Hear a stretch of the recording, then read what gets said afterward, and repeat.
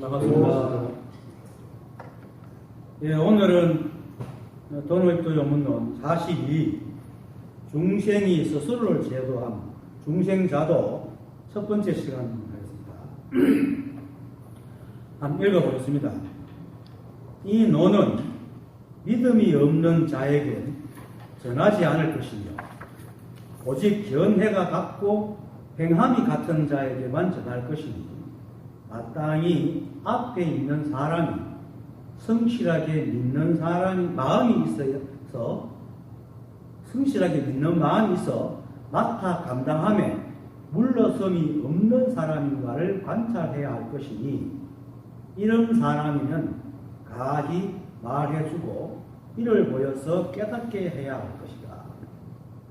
내가 이 논을 지은 것은 인연 있는 사람을 위하여이며 이름을 명리를 구하기 위해서가 아니다. 가령 모든 부처님이 천경 말론을 저설하신 것은 다만 여기 중행이라 되어 있죠. 어쩌면 중생이 미혹하여 마음과 행동이 같지 않아 삿된 것을 따라 응하여 말한 것이어서 곧 차별이 있게 된 것이나 구경해탈의 이치를 용할 것 같으면 오로지 일이 다가와도 받아들이지 않고 일체처에 무심할 뿐 영영 고요한 것이 마치 텅 빈 것과 같이 하여 필경에는 청정하면 자연히 해탈하게 된다. 중생자도 보통 사람들은 절에 가가지고 빌면서 부처님 가피를 입으려고 많이 노력을 하죠. 근데 세간의 삶도 또 그렇듯이 자신의 삶은 자신 스스로 책임져야 됩니다. 선지식과 불조사들은 우리를 깨닫게 해주지 못합니다. 다만 깨달음으로 정해가는 길을 밝혀주고 그 길을 가르쳐줄 뿐이지 그것에 도달하는 건 스스로 연구를 해야 됩니다. 옛날 속담에도 있지 않습니까? 말을 물가에 데리고 가도 물을 많이 마셔야 된다고. 그래서 스스로 가고자 하는 마음에 따라서 결과가 결정되는 것이지 선지식을 좋은 사람 만났다고 해서 지가 탱탱탱탱 놀고 말만 알아듣고 지식노릇만 한다고 해서 깨달아지는 게 아닙니다. 제가 비유로 가끔 말하지만 이 우주에 사람이 100명이 있다 해도 있는데 99명이 부처님이라 하더라도 한 명 중생을 못 구제합니다. 왜? 자기가 하지 않으려고 하면. 그래서 중생자도입니다. 물론 이 법을 깨닫는 것은 사실 금강경에서 말해서 희유한 일입니다. 희유한 일이어서 혼자서 깨닫는 건 굉장히 어렵습니다. 또 이 공부를 안 하고 문득 어떤 경계가 오는 수 있습니다. 경지가 오는데 그걸 깨달으면 이게 뭔지 자기가 무엇을 알았는지 모르기 때문에 제대로 쓰지도 못하고 살아가는 사람도 있습니다. 근데 어쨌든 그래도 굉장히 어렵기 때문에 반드시 선지식을 찾아가서 그의 지도를 받아야 됩니다. 모든 조사들도 반드시 선지식을 찾아가라고 합니다. 물론 이제 서성 없이 혼자 깨닫는 사람도 간혹 있습니다. 그런데 이런 사람은 정말로 근기가 뛰어나거나 아니면 정말로 극심한 고통에서 헤맸던 그런 경력이 있는 사람들입니다. 그래서 보통 사람들은 반드시 선지식을 직접 찾아가야 됩니다. 지금 SNS가 좋아가지고 동영상도 있고 많은 그 책도 있고 해가지고 말은 접하기가 굉장히 쉬워졌습니다. 깨달음이니 불교에서 말하는 용어라든지 그 용어가 무엇을 뜻하는 것까지도 접하기가 쉬워졌지만 정말로 그거 자기 것화 되기까지는 혼자서 있어서 자기 생각만 무성해질 뿐이지 직접 나오지 않으면 자기 것이 되기가 쉽지 않습니다.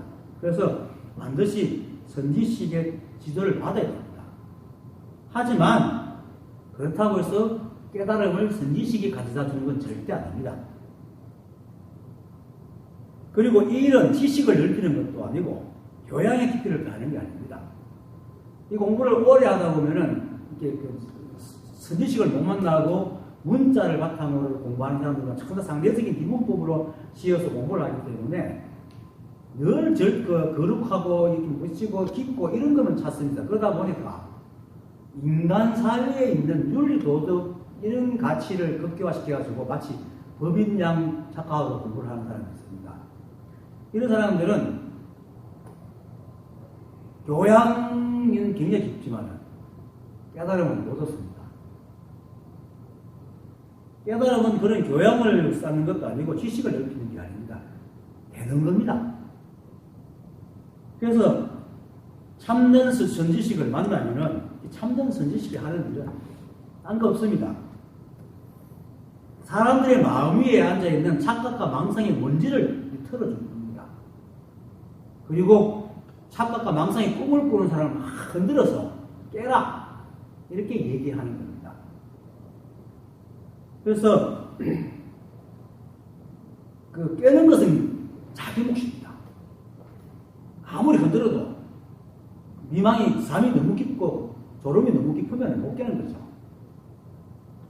근데 이제 여기서 그 세속에서는 일을 많이 하고 피곤해서 못 깬다 하지만은 법에서는, 이 고법 공부에서는 망상이 깊으면은 피곤합니다.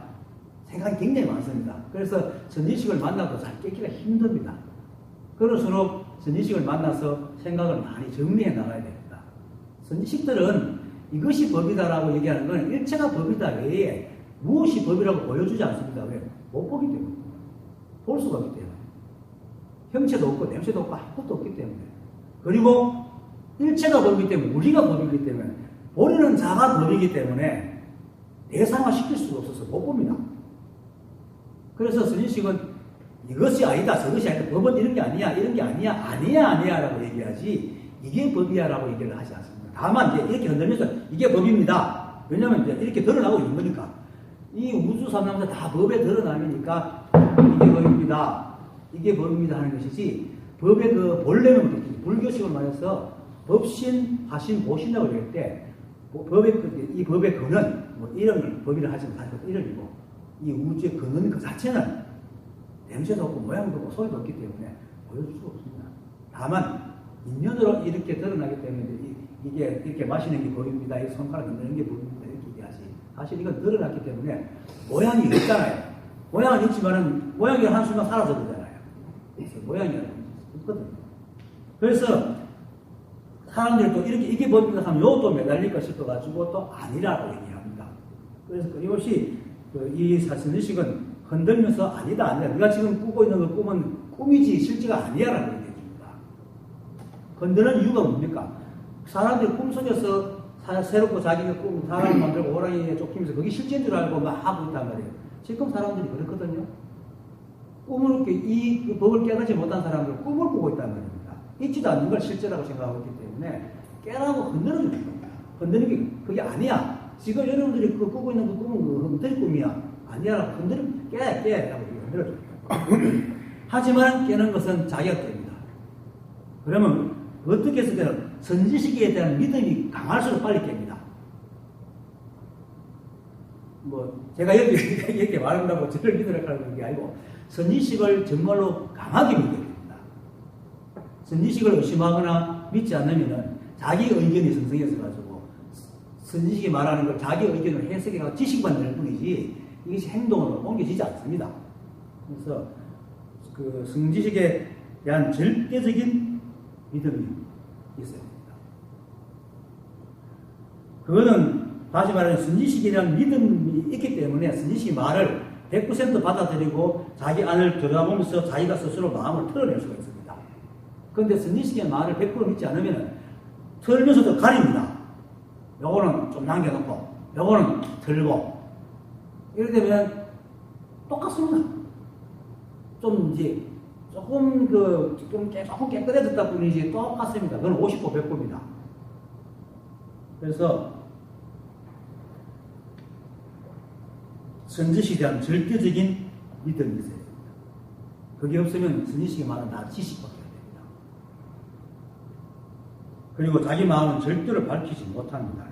그래 되면은 지식이 하나 더 쌓여가지고 안 그래도 분별망상이 많아가지고 더 지식 때문에 아르마리가 만화가 온 세상을 전다 난 공부했네 하고 폼 잡고 선신의 문자로 다 상대법으로 막 이렇게 나눠서 분별 짓던 사람이 이제 선지식을 만나가지고 마음도 안 내고 생각으로 이해해가지고 지식도 쌓아놓은 그 기고 만나니까 안다는 상만 자꾸 낼 뿐입니다. 이건 믿음이 부족하기 때문에. 그래서 이 공부는 오직 자기 생각을 바르게 써서 자신의 본래 면목을 아는 것이지 뭐 토익 시험 치듯이 공부하는 게 아닙니다. 뭐 깨달았다고 때 뭐 비서를 시켜줍니까? 뭐 회사 취직시켜줍니까? 아니잖아요. 자기가 자유로워지는 겁니다. 그렇게 자기가 자유로워지기 위해서 공부를 하는 겁니다. 그리고 너와 내, 여러분과 나, 일체 만법과 내가 하나고 일체 만법이 오직 이 한 법임을 깨닫는 것이 이 공부를 하는 겁니다. 늘 그러죠. 제가 일체가 한 법임을 믿으라, 연애라는 것이 일체가 한 법이라는 사실만 분명해지면 나는 게 없잖아요. 이것과 저것이 없잖아. 거룩하고 깨달은 게 없잖아요. 더럽고 뭐 깨달하고 거룩하고 낮고 이런 자체가 없거든요. 그렇기 때문에 그러니까 지식이 아르마리를 할 필요가 없습니다. 근데도 이제 너무나 오랜 세월 동안 이게 자기가 섭이 물들었기 때문에 자기한테 무슨 섭이 있는지 잘 모르거든요. 그래서 선지식이 필요합니다. 만나면서 이제 질문하면 그것이 아니다 이렇게 떼주는 거죠. 그래서 선지식 이게 그래서 먼지를 털어준다는 얘기를 하는 선지식이 먼지를 털어주고 건드려 준다. 그리고 생각을 바르게 쓴다라는 것은 이제 지난 시간에 했죠. 진여와 무신 두 번째 시간에서 만약 마음을 항복받지 않고 문자에 의지하여 정덕을 취하라 하면 옳지 못한 것이다 했을 때 마음을 항복받는 것. 제가 그제 마음 항복받는 건 12분별을 내려놓는 거라 했잖아요. 12분별을 내려놓는 시야로 생각을 바르게 쓰는 겁니다. 대수스님도 있죠. 무심이라고 해서 무념이라고 해서 바른 생각마저 없는 것이 아니라 했거든요. 바른 생각이 바로 12분별이 없는 겁니다. 12분별이 없는 게 뭡니까? 인연에 적해서 맞다 내는 마음이거든요. 바로 적심을 얘기합니다. 마도스님이 말하는 적심이 바로 12분별이 없는 거예요. 설사 12분별을 적심이 12분별을 했다 하더라도 그냥 인연에서 어린 속으로 그냥 툭 나온 거예요. 그럼 그냥 그거 다시 12분별 안 합니다.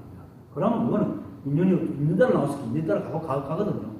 근데 12분별 하면 그것이 있는 따라 못 가고 12 속에 나오니까 또 하나의 아르바를 또 키우게 됩니다.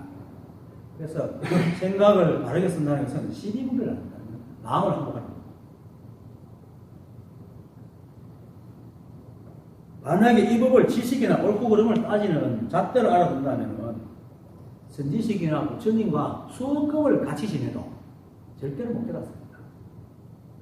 그래서 100명이 100명의 사람이 우주에 있는데 99명이 보더라도 한 사람 중생을 깨닫게 못해주는 이유가 그러거든요. 그러니까 자기 마음이 바르지 못하면 부처에 둘러싸여서도 절대로 못 깨닫습니다. 그래서 중생 자도입니다.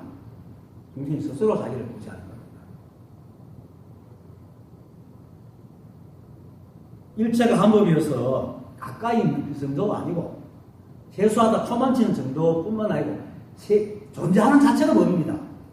사람들이 하도 못 알아보니까 조사가 답답해가 야 돈은 세수하다 코만지는 거 똑같다라고 얘기해가지고 가까이 있다는 걸 증명해 주는데 그냥 존재하는 게 법이라고 못 알아들으니까 자꾸 수행을 해야 되니까 야 세수하다가 코만지는 것보다 더 쉬운 게 법이야 라고 얘기하는데 실제로는 이렇게 앉아있는 자체가 법입니다. 법이어서 어떻게 우리가 이게 마주보고 앉겠습니까? 왜 어떻게 내가 되고 있을 것이 올라오면 여러분들이 집에 있을 것이 나오겠습니까? 또 제가 말하는데 어떻게 여러분 듣겠습니까? 그냥 여러분과 저희 이 모습 이대로가 바로 법입니다. 따로 배우고 고칠 필요가 전혀 없습니다. 이것만 알아두면 됩니다. 그런데 자꾸 이런 얘기하는 게 이제 너무 오랜 습 동안 자꾸 들으면서도 들은 말을 또 따라하려고 한단 말입니다. 왜냐하면 따라하는 것은 그대로 따라하면 괜찮은데 또 자기 식대로 듣고 자기 필요한 대로 또 따라하려고 그러고 안 된다고 또 저 듣거든요. 근데 실제로 안 된다고 지어 뜯는 게 바로 법인데 일자가 법이 아닌 게 없거든요. 모르면 모르는 게 법이고 알면 아는 게 법입니다. 그냥 그대로 법인데 자꾸 알려고 한단 말이에요. 이렇게 생각에 자꾸 이해시키고 생각에 인정받으려고 하는 거죠. 그런 것을 할 필요가 없는 겁니다. 모르면 모르는 대로.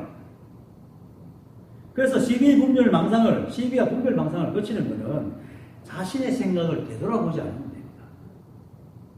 우리 생각은 늘 앞에 걸, 대상을 옳다거나 시비하잖아요. 그 생각은 무형이니까 앞에 생각을 시비하는 거야. 앞에 생각을 대상으로 하는 거. 그러니까 과거의 생각하고 내가 그때 그럴 걸 비심했지 왜 이렇게 지금 이랬어 이라고 자꾸 쥐어뜯잖아요. 그게 자책이잖아요. 그걸 하지 말아라. 생각은 인연 따라 일어납니다. 그처럼 사라지는 것도 인연 따라 사라집니다. 그래서 생각을 건드리지 않으면 아무 일이 없습니다. 근데 사람들은 생각을 어떻게 하지 못해 한달하죠. 그게 이제 병통이란 말이에요. 근데 여기 참 웃기는 게 생각을 어떻게 하려고 한다는 자체가 벌써 우리가 이미 일어나는 생각을 가지고 시비한다는 거잖아요. 일어날 때는 우리가 어떻게 할 수 없다는 거잖아요. 만약에 생각을 어떻게 할 수 있는 일어나는 생각도 우리 마음대로 일어나게 해야 되잖아요. 그럼 우리 마음에 드는 생각만 일으킬 수 있는데 그러면 시비할 일이 없잖아요. 근데 시비한다는 것은 마음에 안 드는 생각이 올라온다는 얘기예요. 이거는 뭡니까? 내가 생각에 내 의지가 개입이 할 수 없다는 얘기거든요. 그러면 없애는 것도 할 수 없는 게 당연하잖아요. 이 사람의 이 생각에는 그렇게 자기를 못 보는 거예요. 그렇게 어리석은 거야. 그래서 우리가 생각을 시비한다는 것은 결국 우리가 생각이 일어날 때 우리가 할 수 있는 게 아무것도 없다는 것을 서로 증명하는 거예요. 그런데도 불구하고 생각은 눈에 보이는 것만 따라다니니까 일어난 것만 보는 거예요. 일어난 그 원인을 못 보고 일어난 자리를 못 보니까 일어나는 것만 보니까 생각이 올라오고 마음에 안 들면 막 지어들고 앞생각이 흔들리는 대로 제가 뒤생이 따라 흔들리고 한다. 그래서 육조 스님께서 무념은 생각에 있어서 생각을 하지 않는 거다. 그하고 앞생각에 미혹하면 중생이고 뒤생각에 그 깨달으면 부처라고 그러거든요. 앞생각이 미혹하는 거니까. 앞생각이 일어났는데 그걸 그냥 놔두고 그 미혹에 따라다니는 게 앞생각이 미혹한 겁니다. 결국 뒤생각이란 말입니다. 그래서 앞생각이 미혹하면 뒤생각이 중생이 되는 거죠. 근데 뒤생각에 깨달으면 뒤생각이 이게 중생이고 이걸 놔야 되는 걸 하고 알면 딱 부처가 되는 거죠. 그 뒤생각을 안 하면. 그래서 생각을 뒤돌아보지 않으면 됩니다. 그게 시비와 분별망상을 거치는 겁니다. 그런데 너무 오래됐기 때문에 습이 사실 알아도 쉽게 잘 되지 않아요. 습이 시간 올라오니까. 그래도 습이 올라온 것도 인연이기도 그냥 놔두면 됩니다. 안 건드리면 됩니다. 이게 이제 처음에는 힘듭니다. 왜냐하면 안 건드리면은 마치 시체 말로 볼 보고 막 뒤에 안 닦는 것처럼 좀 닦아도 하면서 생각이 자꾸 그거 좀 안 한 것 같아요. 그래서 자꾸 끊임없이 끌어당깁니다. 그래서 지금 이렇게 징징 꺼도 좀 있으면 또 일어나가 또 끌어당기고 또 끌어당깁니다. 근데 좀 인내를 가지고 그걸 몇 번이나 그러고 나면은 그게 사라집니다. 그러면 어떤 게 일어나면은 이거 꼭 안 닦아도 되는 거라 꼭 안 뭘까 해결 안 해도 되는구나 하는 걸 알게 됩니다. 우리 생각은요, 이 시비하는 생각은 내가 해결을 해주면요, 마치 우리를 죽을 것 같이 몰아갑니다. 실제로 제가 4개월 동안 울면서 죽을 것 같은 고통 속에 있었으면 결국 안 죽었잖아요. 생각은 절대로 우리를 죽일 수가 없어요. 마치 죽을 것 같이 우리를 고통스럽게 만든다 하더라도 절대로 우리를 죽일 수가 없어요, 생각은. 그런데 너무나 오랫동안 우리가 생각에 노예가 되어 살았기 때문에 자꾸 끄달려 다니죠. 그렇게 조금만 협박하면 또 언제 막 이렇게 생각을 시비합니다. 거기서 다 해결이 안 되는 거죠.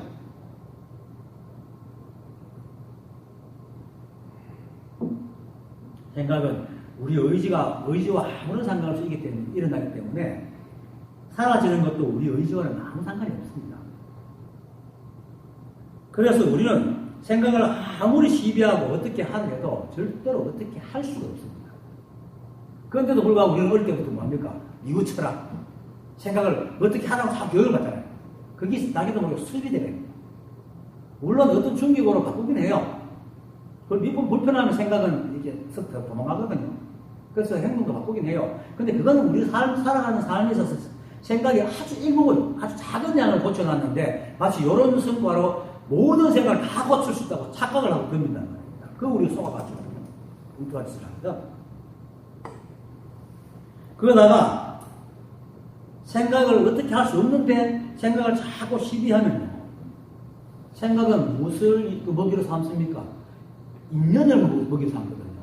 생각을 시비하는 게 인연의 먹이를 주는 거예요. 그래서 이 생각이 안 사라지게 하려고 하는 것이 생각을 더 길게 끌게 하는 겁니다. 마치 잠안 오는 밤에 자려고 하는 그 생각이 불면증을 더 키우는 것과 똑같습니다. 그래서 생각은 우리가 어떻게 하려고 할수록 망상은 더 성성해지고 우리 마음을 항복시키기는커녕 도리어 우리를 지한테 항복시키려고 막 그럽니다. 그리고 또 그렇게 하고 있는 자체가 벌써 우리가 생각이 놀아나고 있는 거잖아요. 생각을 어떻게 할 수 있는, 어떻게 하려고 하는 그 자체가 벌써 우리가 생각이 놀아나고 있는 겁니다. 무관심이 제일의 그거거든요. 그 상대하지 말라 하잖아요. 우리 왜 누가 하면 그 싸우는 다 두 사람 싸울 때 서로 감정이 격해갖고 한 사람이 누가 하면 막 같이 하고 그러잖아요. 그러니까 옆에 말려갖고 신경 쓰면 상대하지 마 하고 오다가도 뭐 하면 또 뛰어가거든. 이거 싸움이 안 끝나요. 지금 우리가 딱 생각하고 싸우는 거거든. 근데 놔두면 어떡해요? 그럼 갑니다. 혼자 욕만 하다가 그냥 가버린다. 상대 안 해주면. 싸우는 그게 사람 생각이 하는 거예요. 이 세상 인간이 저희들이 다 생각이 하고 있는 거예요. 그래서 우리가 생각을 어떻게 할 수 없습니다. 근데 우리가 생각을 어떻게 할 수 있는 방법은 딱 한 가지 있습니다. 딱 한 가지. 뭐냐면은 생각을 일으키는 근원한테 맡기면 됩니다. 생각을 일으키는 건 누굽니까? 인연이잖아요. 인연입니다. 자신이 필요한 생각 또는 그 살아가는 데 필요한 그렇게 가치적 무게가 없는 그런 생각은 따라가지만 가치적 무게를 가지고 덤벼오는 생각이면 놔둬버리면 됩니다. 그것이 인연을 따라가는 겁니다. 그래서 모든 선지식이 시비와 분별망상을 하지 말아야 하는 이유도 바로 그겁니다. 생각을 건드리는 게 시비분별입니다. 인연은, 생각은 인연이 데려왔기 때문에 때가 되면 인연이 데리고 가도록 놔둬야 됩니다. 데려온 사람한테 데려가라고 해야 되지. 그 괜히 맡아가지고 다시 징징 울도록 자칫 울고 있으면 안 되죠. 이것밖에 없습니다. 그래서 제가 생각을 걸려보내라고 얘기하죠. 그러면은 우리가 어떻게 하려 하지 않아도요. 때가 되면 다른 생각이 들어오고 그래서 앞 생각이 사라집니다. 마치 뭡니까 양강의 물이 뒷물 물결이 앞 물결을 밀어내듯이 그렇게 우리 생각은 밀려갑니다.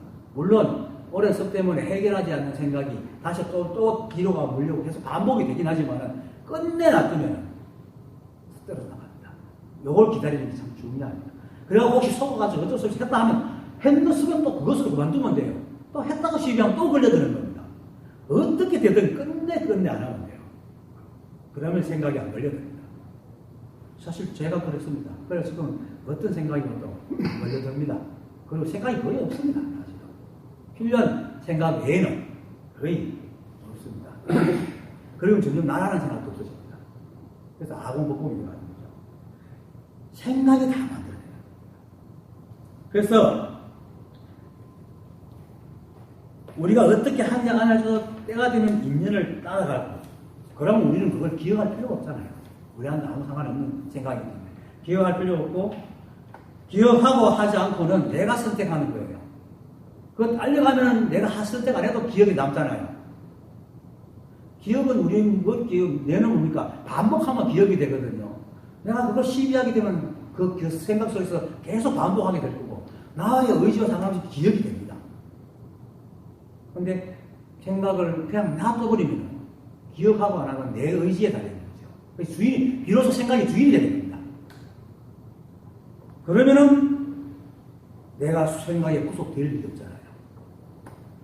사람이 번뇌가 생기는 게 생각에 구속되기 때문에 그래서 해탈을 필요한 겁니다. 해탈은 자기 생각에서 벗어나는 게 해탈입니다. 뭐가 묻는 게 있어요. 사조도신이 그 삼조성찬한테 와가지고 그랬잖아요. 화상께서는 저한테 해탈 법문을 좀 해주십시오 하니까 14살이 15살짜리 와가지고 얼마나 귀여워요. 누가 니를 묶었더냐? 그러니까 아니요 아무도 안 묶었습니다. 그러니까 아무도 안 묶었는데 내가 왜 해탈하려고 하노? 그것은 다 깨달았잖아요. 번뇌는 누가 만드니까 내가 생각을 신뢰하면서 생기는 겁니다. 내가 안 하면 해탈해요. 그래서 생각을, 기억을 할 필요가 없는 거예요. 그러니까 이제 전신고배에서 황교 스님이 그렇게 말하잖아요. 하루 종일 밥을 먹어도, 쌀 한 톨 씹은 적이 없고, 하루 종일 길을 가도 한 뼘의 땅을 밟은 적이 없다 하는 게 안 밟아서가 아니고 그냥 너무나 당연하게 살아가기 때문에 일부러 기억하고 시비할 게 없으니까 기억이 남지 않는 거예요. 실제로 이 소식을 하고 나면 기억력이 좀 쇠퇴해요. 특히 명사를 잘 잊어버려요. 말하다 보면 그게 무슨 단어지?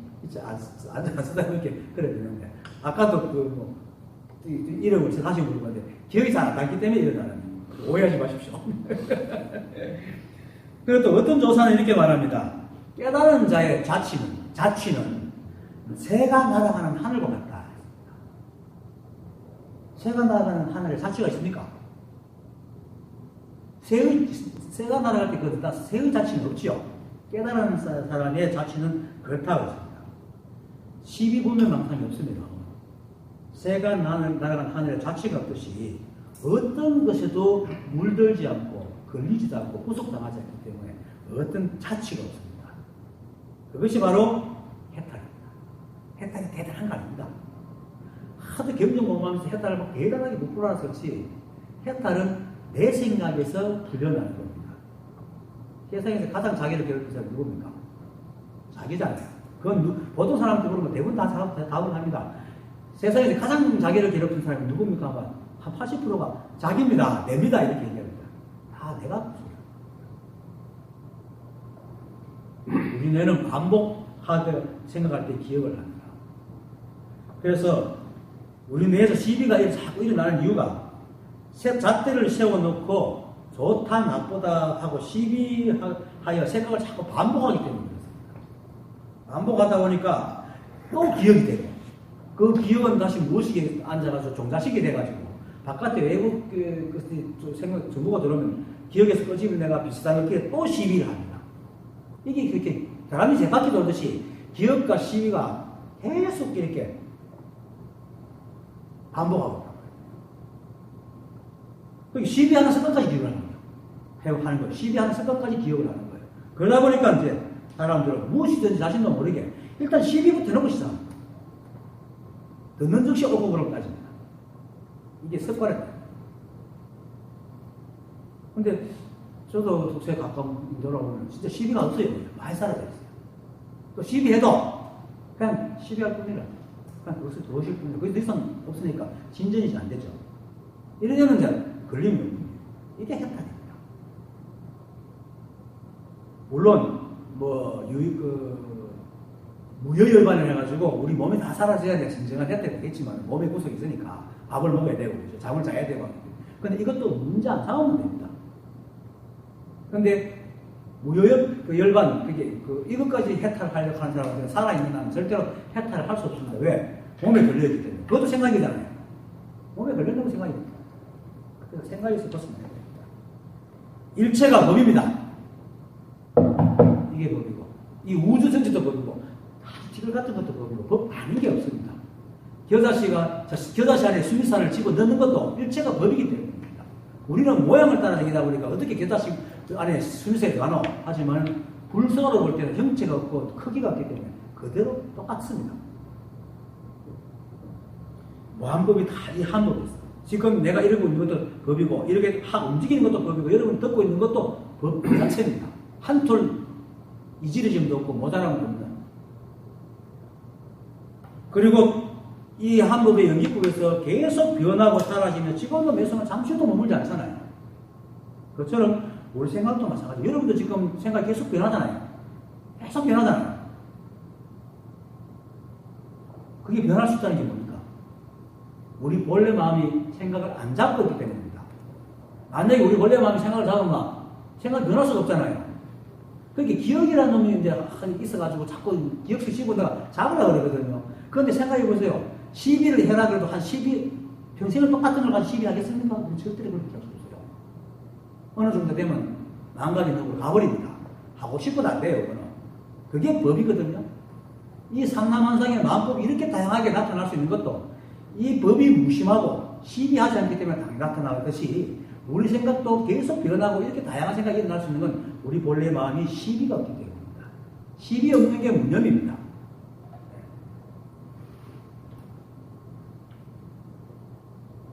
그러고 그럴 때면 기억이 없습니다. 이 법은 기억이 없습니다. 내가 인격화시켜 하는데 이 법이 기억이 없기 때문에 이 우주에는 똑같은 게 없습니다. 눈이 과학적으로 이건 증명된 건데 눈이 육각기둥이잖아요. 한 송이. 이 우주에 눈이 생긴 이래로 똑같은 눈송이가 하나도 없습니다. 이거는 법이 기억이었기 때문에 그래요. 기억이 있으면 CBA가 똑같은 걸 만들어야겠죠. 그처럼 이 우주는요, 똑같은 것이 있으면 생기지 않습니다. 기억이 없기 때문에. 그처럼 우리 마음도, 우리 생각도 사실 똑같은 생각을 못 합니다. 비슷한 걸 똑같다고 착각하고 자꾸 시비해서 그렇지. 똑같은 겁니다.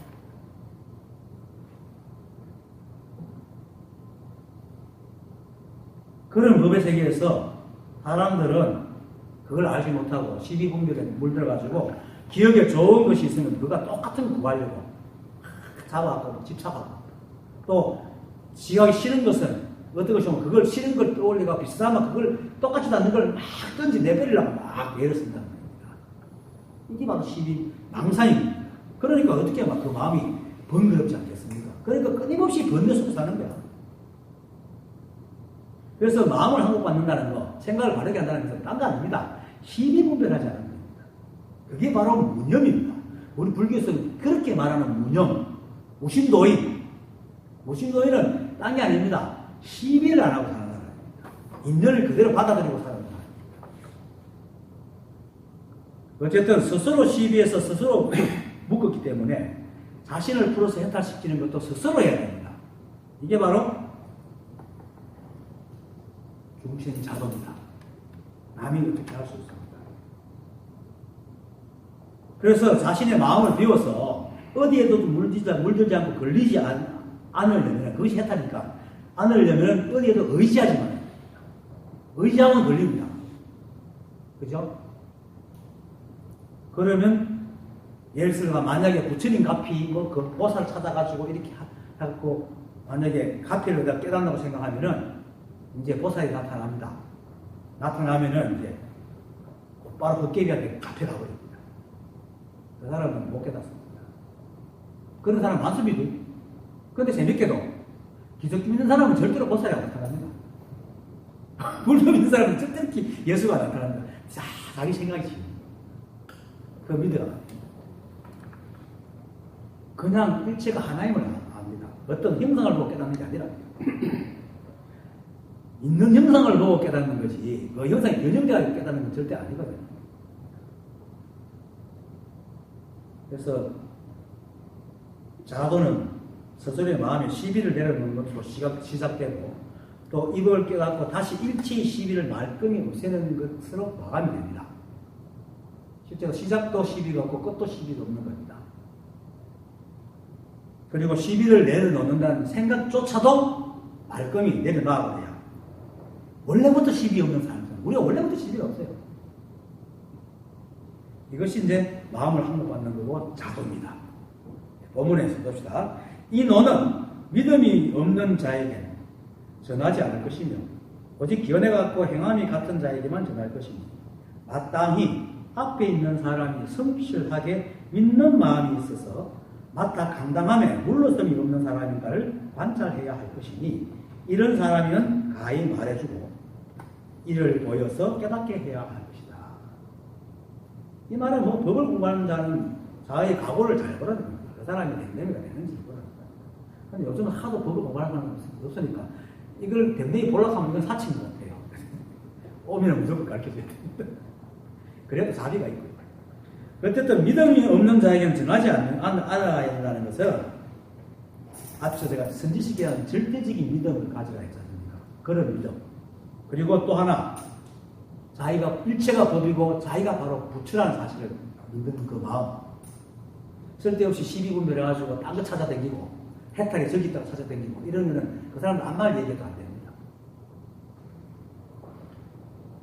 그래서 선지식에 대한 믿음이 없으면 아까도 얘기했듯이 절대로 자기 마음을 항복받을 수가 없습니다. 왜? 자기를 가르친 선생을 못 믿는데 어떻게 그 선생이 말 따라 하겠습니까? 그건 못하는 거죠. 그래서 마음을 항복받을 수 없고 오히려 믿음이 없는 자는 그냥 지식으로만 배워가지고 딴 데 가가지고 써먹기만 합니다. 아르마리만 들어오니까 오히려 교만에 빠져가지고 도움만 되고요. 그래서 그런 믿음 없는 자에게 가르치기 바랍니다. 그리고 아까 말했듯이 제일 중요한 것은 진짜 중요한 게 자신이 바로 부처요. 법임을 믿고 일체가 한 법임을 믿는 사람에게. 지금은 비록 망상 때문에 힘들어하지만 그걸 믿으려고 애를 쓰는 자에게 가르쳐야 된다. 그 다음에 오직 견해가 같고 행함이 같은 자에게만 가르치라. 이 말도 마찬가지입니다. 견해가 같고 행함이 같다는 것 역시 선지식을 믿는다는 겁니다. 선지식이 말하는 것과 생각하는 게 같고 선지식 시키는 대로 내하고 따라할 수 있는. 제가 제구에서 여들어서 가끔 얘기하지만 선지식하는 게 무조건 예하라고 합니다. 왜냐하면 우리가 깨닫지 못하는 가장 큰 이유가 뭔가 시비하기 때문입니다. 이해 안 하기 때문에 못 깨닫는 겁니다. 닥쳐오는 인연에 이해 안 하고 항상 자기 생각을 세우기 때문에 못 깨닫거든요. 그래서 이해하는 마음이 늘 있어야 됩니다. 이것이 있을 때 비로소 깨달을 수 있고 또 남들한테 잘 가르쳐 줄 수 있고 세상에 시비가 없어지는 겁니다. 물론 이렇다고 해서 무조건 무지렁이처럼 무조건 이해하는 건 아닙니다. 내 돈 떼고 간 사람들한테는 받아와야죠. 당연히. 그건 당연한 겁니다. 그런 걸 말하는 게 아니고 의에서만큼 삶의 인연에서만큼은 들어갑니다. 그런데 이제 돈 떼먹고 간 사람이 찾아와 보니까 피도 또 못 끓여 먹어. 그럼 하고 돈을 나와야지 어떡하겠습니까? 그게 이제 이해하는 마음이거든요. 그런데 이해하지 않는 마음속에는 자기 이익이 들기 때문에 그것을 보고도 어떻게 하면 빼올 수 없을까 생각을 하는 거죠. 시비하는 거죠. 시비하는 마음에서는 이걸 못 깨닫습니다. 그래서 선지식을 믿는다는 것이 견해가 같고 행함이 같은 거고 자신이 법이요 일체가 법이고 일체 중생이 그리고 또 조중영은 일체 중생이 다 이미 깨달아 있다는 사실을 믿는 겁니다. 그리고는 또 달마스님이 24행론에서 말했듯이 경전을 통해서 모든 살아있는 존재에게 똑같은 물성을 갖고 있다는 것을 알지만 감각과 망상에 의해서 그것이 가려져 있다는 사실을 믿는다는 거예요. 이 말은 뭐냐면 내가 망상 때문에 못 깨닫지 내가 원래 부처라는 걸 믿는다는 얘기거든요. 그래야 자기를 고칠 수가 있습니다. 망상 때문에 가르쳤다는 사실을 모르면 이걸 안 고칩니다. 그래서 그것도 믿어야 됩니다. 그래서 그런 것들을 이제 믿고 따라갑니다. 이럴 때 내 꿈에서 깨어나듯이 시비와 망상에서 벗어나기 위해서 노력을 하기 시작합니다. 그래야 견해를 갖다 주고 선지식을 의심하면 절대로 견해를 갖다 줄 수도 없고 그 사람 시키는 대로 행하지도 않습니다. 그러면 머리는 지식만 늘지 공부에는 절대 진전이 없습니다.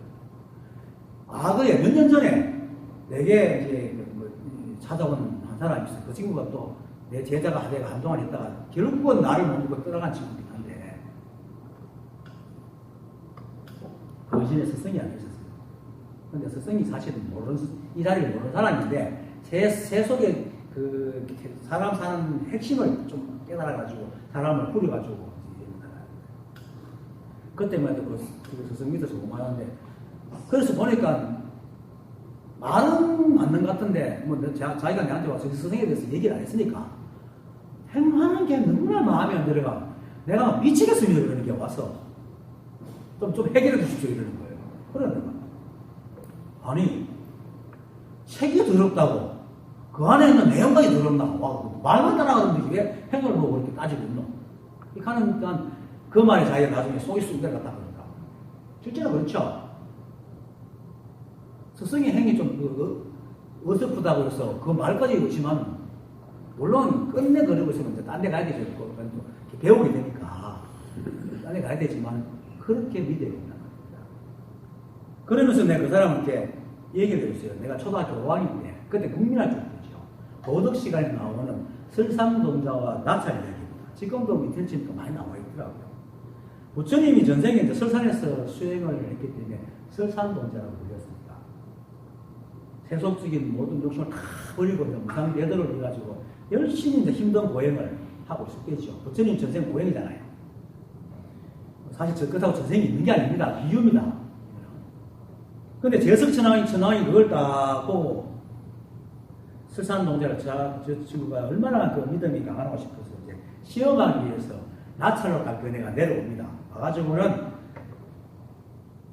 설산동자가 동자가 수행하는 근처에 앉아서 개송을 해봅니다. 재행무상시생멸법. 그러니까 일체의 모든 것이 덧없어 항상함이 없으니 이것이 바로 나고 죽는 그 생멸법이라네. 앞에 두 구절만 딱 얘기하고 있습니다. 그러니까 설상도사가 공자가 기가 번쩍이가 깜짝 놀라갖고 아니 어디서 이렇게 훌륭한 그 법문이 들려오는가 하고 막 찾기 시작. 근데 그 뒤에 말이 안 들려오거든요. 그래서 막 찾아갑니다. 찾아가다 보니까 어떤 바위에 나찰이 탁 웅크리가 무서운 얼굴, 나찰 목소리 얼굴 무섭잖아요. 얼굴 탁 웅크리가 앉았는 거예요. 근데 설상동자가 너무나 법에 대한 간절함이 있었고 그 나찰의 행사는 아랑곳 안 하고 그 앞에 가서 엎드려서 지금 방금 부른 노래가 당신이 부른 노래입니까? 그렇다. 한 번 더 다시 불러줄 수 없습니까? 그러니까. 그 뒤에 그렇게 된 것 같은 게 불러주면 안 되니까요. 아, 난 내가 지금 너무 배가 고파가지고 도저히 못 부르겠다 이렇게 얘기합니다. 하니까 서상도는 도가 너무 간절해가지고 제가 가진 것은 아무것도 없으나 당신이 나머지 개성을 불러주면 제 몸이라도 주겠습니다. 그러니까 나찰을 언제나 제스처니 그렇다면요 믿고 그 개성을 불러줄 테니까 잘 들으시오 하고는 이제 그러면요 나고 죽는 법이 멸하면 고여하고 고여하여 그것이 일반안락이라 이렇게 하죠.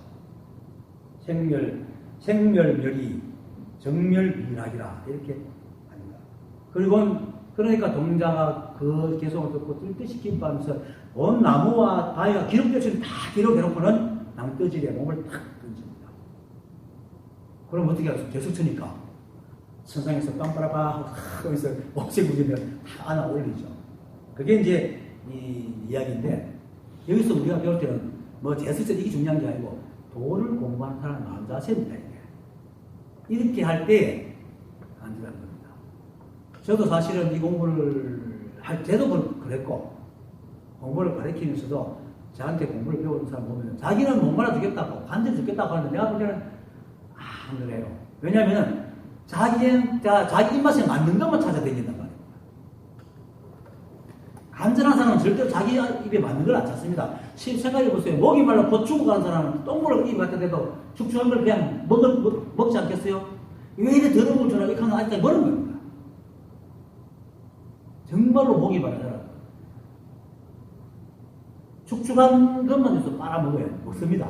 그만큼 간절하게 받아들여야 됩니다. 거기에 그래 스승이 모양이 뭐 어떻고 저떻고 이게 이만히 붙어갈 수가 없죠. 그렇게 돼야지 변해갖고 행함이 같은 자아에 가깝다고 할 수 있습니다. 서원에서는 백척간도 진일보라고 얘기하잖아요. 아시잖아. 백척 높은 그 짝대기 위에서 한 그릇 더 내리라.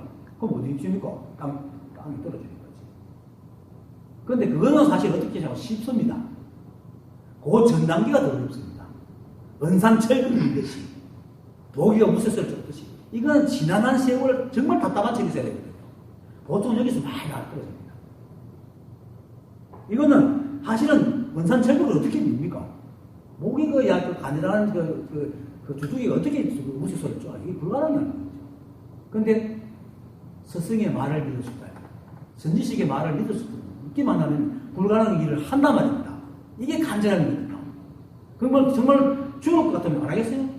특히 그 어머니들 자식이라면 목숨까지 말 버리잖아요. 이런 간절함이 있어야 됩니다.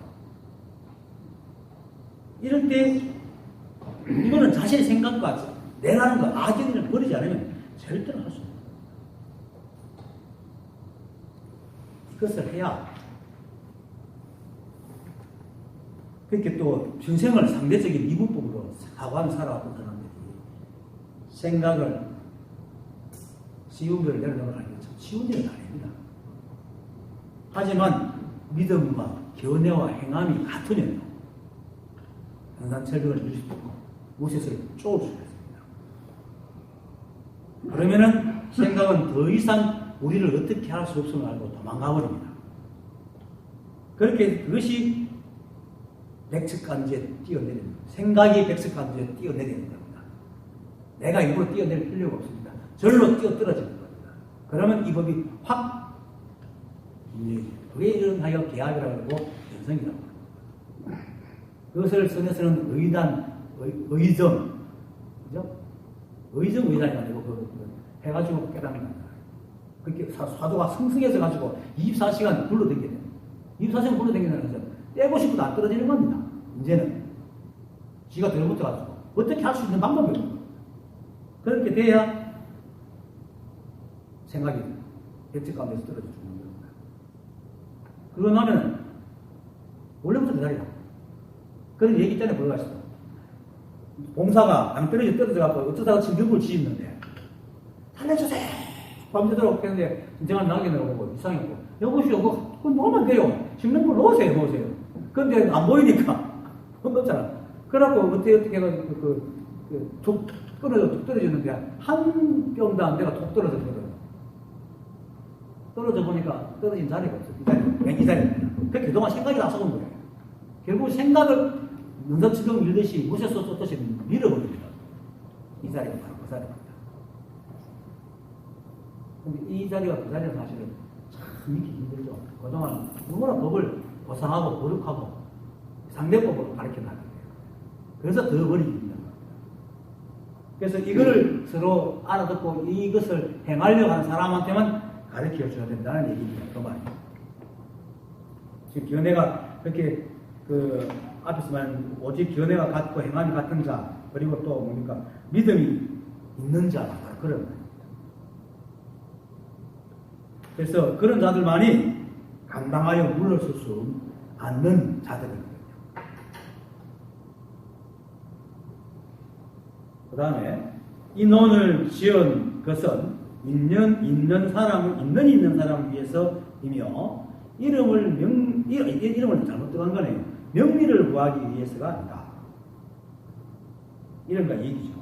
명리를 구하는 자는 이미 명리를 구한다는 자체가 시비구별하고 있는 것 같습니다. 절대 이 사람들은 깨달을 수가 없습니다. 또 이런 글을 너무 남길 수도 없고. 그리고 중요한 건 명리는 세간의 일이죠. 그래서 이 공부를 하려면 세간의 일에 관심이 많으면 절대 이 공부가 안 됩니다. 거의 가능성이 없다고 해도 과언이 아닙니다.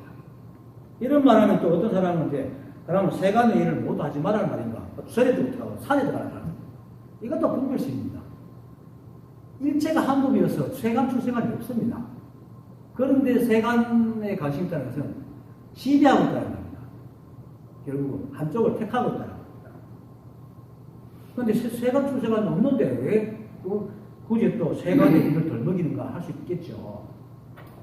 세간을 말하는 이유는 일체가 한법이어서 세간 출세간이 없는데 사람들이 자꾸 너와 나를 나누고 이익을 탐하고 옳고 그름을 시비하니까 거기는 세간의 일이야 하고 차별화해서 세간을 얘기하는 것이지 세간이 있어서 세간을 얘기하는 게 아닙니다. 그래서 이걸 잘못해가지고 이제 이 세상에 세속에 사는 머리 깎은 거는 출세간이고 여기 사는 건 세간이라고 생각해서 자꾸 이제 그 성속을 나누고 스님들은 세속 사람들을 아주 알아보고 또 스님들 보통 사람들 스님들 또 너무 뜻받들고 공부도 안 되는 사람들하고 세속하고 누가 또 그러거든요. 어쨌든 그건 그 일이고 하여튼 그래서 세간 출세간에 따르는 게 아닙니다. 실사 출세간이 있다 하더라도 마음이 삿되면 세간과 다름없습니다. 세간에 살아도 마음에 시비가 없어도 출세가 사는 거예요. 그래서 세간에 관심을 많다는 것은 시비분별이다. 계속 시비분별 얘기하는 겁니다. 세간에 살면서 이익을 구하고 이름을 구하는 일에 많이 느낀 사람이 시비분별 안 하는 삶을 어떻게 이루겠습니까? 절대 못 이루죠. 그래서 설사 이 법이 어떤 거라는 걸 알아도 안다는 상을 내리지 못합니다. 남이 스승이가 되려고 그러고 자기는 하나의 행실도 바르지 않고 그래서 어쩌다가 초견을 하기 쉽습니다. 어떻게 할 수 있어요?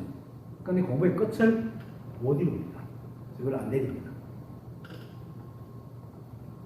늘 말하지만 일체의 일은 다 인연으로 인다고 사라지는 겁니다. 그래서 세간 출세가 다리 없습니다. 그래서 우리가 세간을 택할 수도 출세를 택할 수도 사실 없어요. 우리가 하고 있는 게 인연이니까. 그래서 그때의 인연으로 자기 앞에 다가온 삶을 그냥 살면 됩니다. 사업하는 자는 사업하는 대로, 직장 다니는 사람은 직장 일을 하고, 학자는 학자대로 학문을 연구하고, 집안 일을 하는 전업주부대로 집에서 그때 인연에 따라서 자기가 닥치는 일을 하는 게 바로 세간 속에서 세간과 출세관이 없는 세간 속에서 출세관을 사는 겁니다. 여기서 시비를 하게 되면 출세관에서 세간을 하는 거죠. 부처하고 하면서 살면서 맨날 시비하면 뭐 절권에서 시비하고 서방 동력 중토에서 동방에 살고 있는 거죠. 그래서 실상은 우리가 인연을 떠날 수 없기 때문에 우리가 어떤 생각을 하고 어떤 일을 하든 전부 다 인연으로 닥친 일을 하고 있습니다. 그래서 우리가 인연을 거스르는 일은 할 수가 없습니다. 없는데 문제는 뭐냐면 한 생각 시비해가지고 있지도 않는 일을 자꾸 찾아가서 문제라는 거죠. 허상을 찾아가서. 그것도 허상도 지가 지은 인연입니다. 그래서 그 인연에서 벗어나라는 거죠. 그래서 그런데 벗어나는 방법은 아까 했잖아요. 시비 안 하면 됩니다. 그것조차도 놔둬버리면 됩니다. 인연에 놨기 때문에. 그걸 없애려고 하는 순간에 걸려드는 겁니다. 그래서 사업하는 사람들은 사업을 키우고 잘해야 또 사업하는 사람이고, 또 직장 사는 사람은 열심히 일을 해가지고 회사 이익을 주고 자기가 월급 잘 받아오는 게 또 직장이잖아요. 또 뭐 학자는 또 자기 학문을 높이고 깊게 하는 게 학식의 일이고, 전업주부는 열심히 잘 살고 자식들 먹여 살리고, 이게 전업주부의 일이잖아요. 그게 자기 일입니다. 물론 그 고정된 건 없죠. 사람 일체를 바뀌니까 바뀌는 대로 일을 하면 되는 겁니다. 그러니까 만약에 사업을 망했으면 망한 거예요.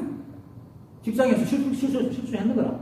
그러면 거기서 다시 시작하면 되는데 우리 생각은 뭡니까? 거기서 시작하지 않고 과거에 지어 뜯잖아요. 막 지어 뜯어가 그것부터 뜯어놓고 가라 하거든. 그게 안 되는 기라. 그렇게 상처만 나는 거죠. 시비한 수만 나는 거죠. 사실은 우리 생각은 우리 한 사람의 육체에 맞춰진 맞춤법이기 때문에 이 몸을 위해서는 어떤 일을 다 합니다. 그리고 이 생각이 뭔가 동의시하는 바람에 지이게 막 맞춰가지만 그래도 어떤 일이 닥치면 순간적으로 막 최선을 다해가지고 그 모든 것을 동원해가 딱 최상의 선택을 하지 절대로 생각을 차선의 선택을 절대 안 합니다. 그런데 역시 세상 인연이 있기 때문에 내가 최선의 선택을 해놔도 내 인연이 내가 앞일을 모르는 거니까요. 선택하니까 전혀 달라버리면 이 실수가 될 수 있고 실패가 될 수 있죠. 그거는 어쩔 수 없는 겁니다. 그것도 비일비재하게 세상이 일이고.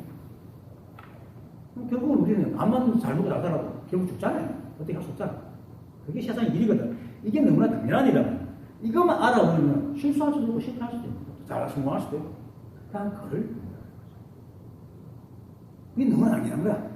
그렇게 받아들이면은 성공이면 성공의 인연에 실패면 실패의 인연에 거기 서서 다시 생각하고 살아가면 되는데 생각을 그렇지 못하고 늘 지나간 걸 시비하고 비판하고 스스로 자책하고 남을 비난하고 다 세상을 원망하고 요게 세간의 일이란 말입니다. 이런 세간의 생각을 가지고는 절대로 기득을 발휘할 수가 없다.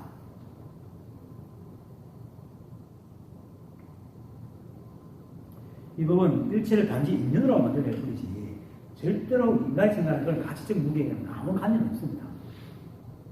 인연이 되면 생깁니다. 인연 안 되면 절대로 안 만들어집니다. 그래서 이 법은 굉장히 자비로우면서도 굉장히 무정합니다. 우리 보세요. 때가 되면 가는 거 한번 타도 됩니까? 피름 튀어도 안 됩니다. 그건 안 됩니다. 안 오는 건 막 밀어도 안 옵니까? 끝내 옵니다. 그리고 내가 인연을 지어가고 싶으면 그 인연이 오죠. 자비로우면서도 굉장히 무정한 법입니다. 그게 바로 무신도입니다.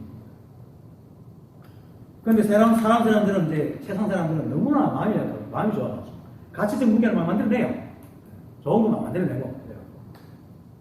그리고는 이 세상이 그것에 맞게 오게 됩니다. 그런데 이 법은 무신이요. 맞게 안 온단 말이에요. 인연이 되면 오지만 인연이 안 되면 절대 안 되거든요. 그냥 법의 인연으로 흘러갈 뿐이지 인간의 시기나 욕심이나 가치적인 무게는 조금 더 관심이 없습니다. 그러면 법의 인연과 사람의 욕심이 충돌하니까 상처는 누가 입었어요? 뻔하잖아요. 있지도 않는 걸 자꾸 그건 인간이 있지. 법은 아무렇지 않거든. 또 인간 욕심을 내면 욕심 맞잡고 만들어준단 말이에요. 왜냐면 없는 걸 잡으려고 하고 있으니까 인간한테 허망함을 주는 거예요. 법은. 결국은 지가 지발에 걸려가 넘어지는 거예요. 그러니까 결국은 뭡니까?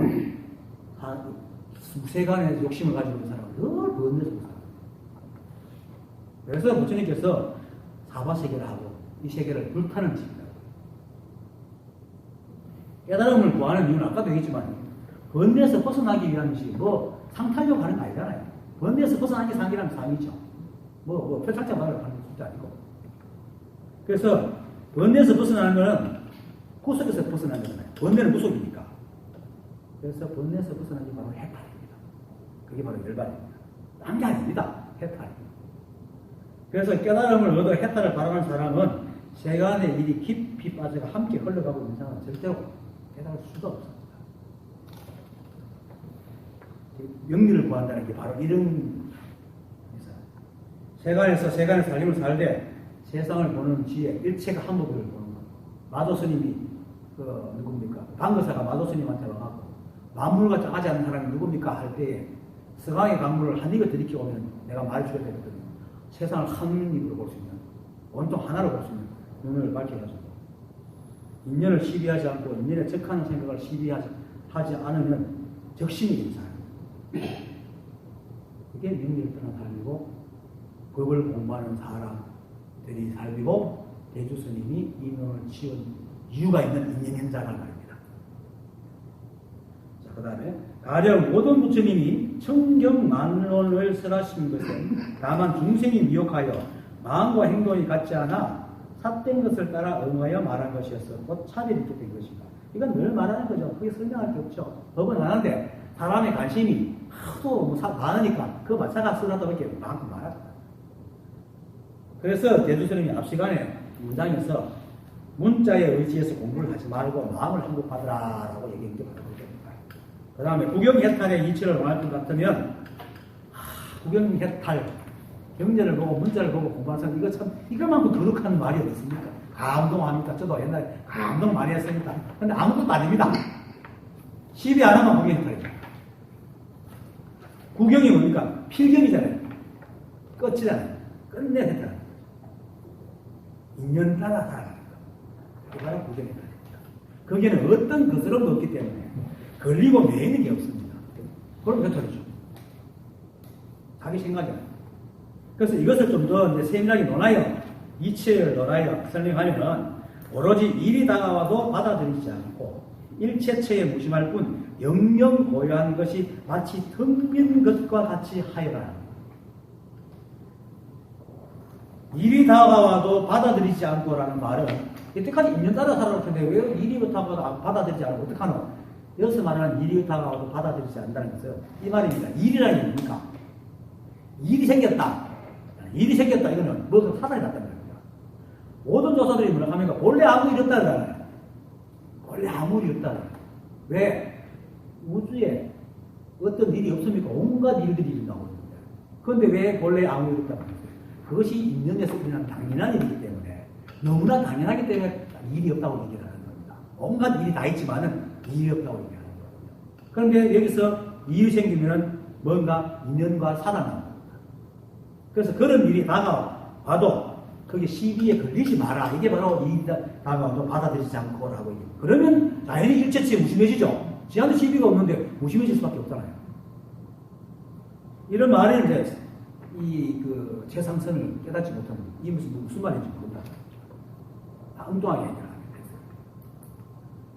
그래서 앞에서 계속 말했던 자기를 기준으로 자기 이익을 기준으로 세운 잣대를 무너뜨려가지고 분별하지 말아요. 그것이 일이 다가와도 받아들이지 않는 겁니다. 그러면 당연히 잣대가 없으니까 걸립니다.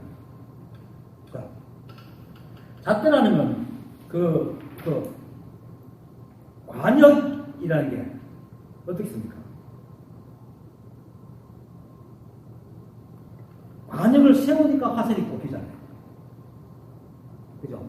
인연은 그냥 이렇게 늘 걸리지 않고 이 우주는 지금처럼 이 태초부터 지금까지 늘 그대로 이렇게 인연으로 돌아가잖아요. 인간의 중간에서 막 해팅을 해가지고 시비해가면서 그래도 해안일은 다 돌아가잖아요. 절대로 인간이 그래도 안 돌아가는 건 아니거든. 그게 마치 인연의 화살이 칩시다. 관역이 없으면 안 꽂힙니다. 그러니까 지나갑니다. 인간의 번뇌가 왜 생기겠습니까? 잣대를 세우니까 삿대를 씌워가지고 좋은 인연, 나쁜 인연이라고 구분하니까 좋은 인연은 그냥 관역을 지나가지만 나쁜 인연이라는 게 관역에 다 꽂힙니다. 자기 마음이 다 꽂힙니다. 그렇게 맨날 분별이 있는 거예요. 그러면 맨날 마음이 들끓죠. 무심할 수가 없잖아요. 텅 비지도 않고. 그래서 일체의 시비 잣대가 없는 것, 잣대 시비가 없는 것이 바로 텅 빈 것. 그래서 마음 위에 한 물건도 올려놓지 말라고 조사들이 얘기하는 게 바로 그겁니다. 뒷걸만한 시비가 있어도 걸립니다. 근데 또 여기서 우리 좋은 팁이 하나 있어요. 아직 어린 스님이 다 하지 않아가지고 뒷걸만한 그 시비를 올렸으면 돌아보면 놔두면 됩니다. 언제든지 필경 청정하면 됩니다. 끝내 청정하면 됩니다. 얘는 나오죠. 끝내 청정하라.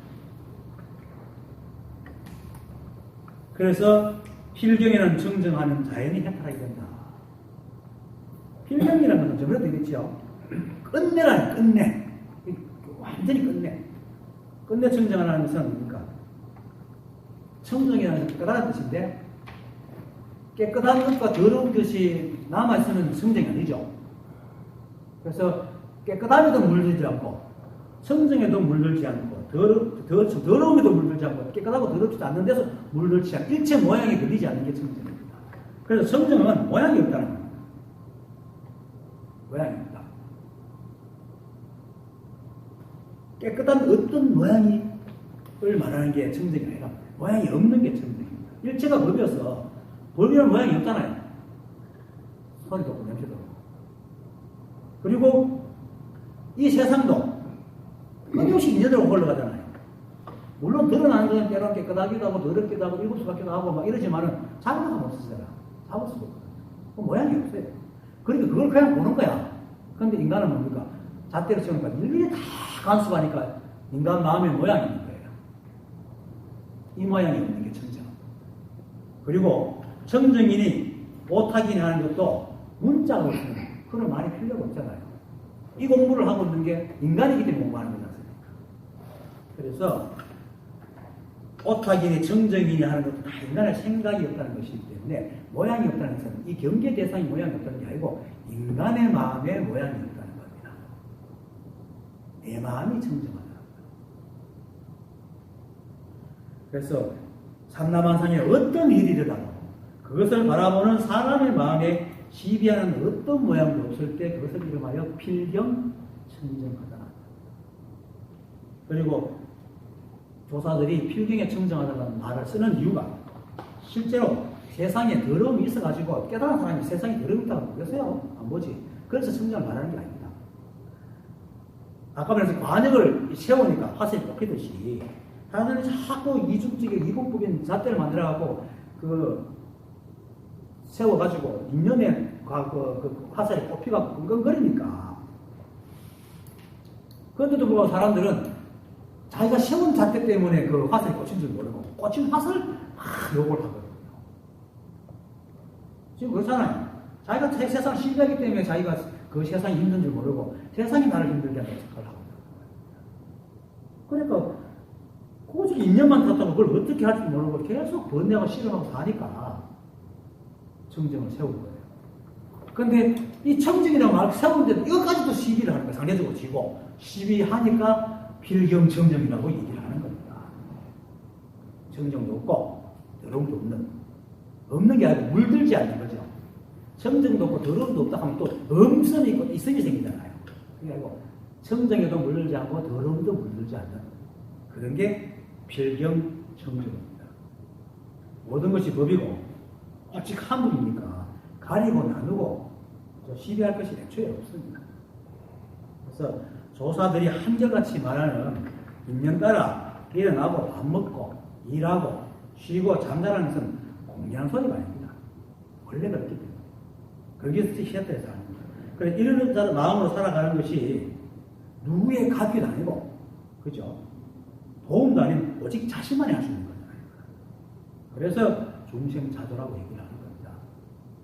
그리고 또 명심하고 잊지 말아야 될 것은 우리가 어떤 생각을 하든지 어떤 모습을 하든지 자신을 어떻게 바라보든 세상을 어떻게 보라고도 아무런 상관없이 법은 우리를 인연 따라 움직이고 있습니다.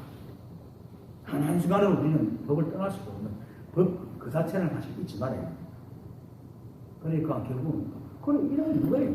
이러고 있는 게 법이에요. 이러고 있는 게 청정하고 이러고 있는 게 거룩하고 한 것이 없습니다. 하지 마십시오.